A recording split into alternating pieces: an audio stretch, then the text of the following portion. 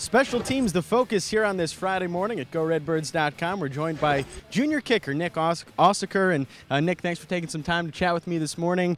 There's not a lot of time during camp where special teams gets all the attention, and I know you guys got a lot of it here this morning. Yes, it was a great morning here. We got a lot of kickoffs in, punts, both on the return side and kicking side. So it was a lot of fun this morning, and it definitely helped our special teams unit. Before we focus too much on going ahead with this year and moving forward, you had a really good year last year. Obviously, the team played very well as well. But what stood out to me is between 40 and 49 yards, you were a perfect 4 for 4. Those are the long kicks. You were really good at those. I'm sure building on that is something that you wanted coming into this year. Oh, it definitely is. That was a real big focus for me. From the previous year, I struggled from those distances. So over in the off season, I really emphasized on making those kicks and being very consistent with them. And it definitely showed last year in the season. And, hopefully this year I just keep it going and make those kicks and help out the team.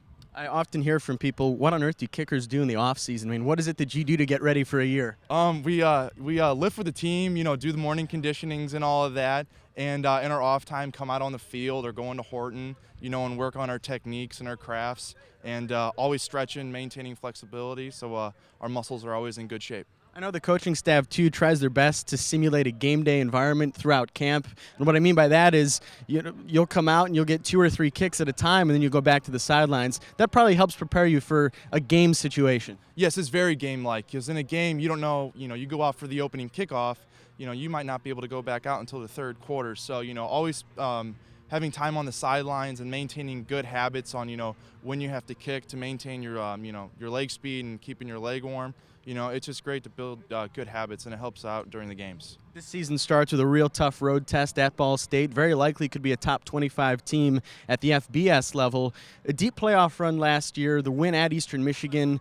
Were those experience ones that helped maybe prepare you for this game coming up against Ball State? Oh, they definitely have. We're a FCS school that can compete with the FBS level schools.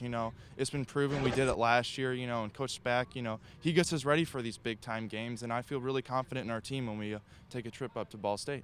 I've asked most of your teammates this when we've had them on camera. When you came in and you were recruited to come to Illinois State, I'm sure you heard about the impending stadium. It's been talked about for years and years. Seeing it going up just beyond our camera here, how special is that for you? Oh, it's incredible. It looks like we're playing at a big-time school now. It's a real great atmosphere in here. It's starting to feel enclosed. So, when we pack the stadium, it's going to be a real good vibe in here. So I can't wait. It's exciting. You had as good of a year as you can had a year ago. What are you trying to do now this year? I'm just trying to improve on my accuracy. You can only, just work on trying to be perfect. And, kickoff-wise, trying to hit some touchbacks and hit my locations and just put our team in the, best place. All right, good stuff, and good luck this year. All right, thank you very much. We'll have much more coverage from fall football camp right here on GoRedBirds.com.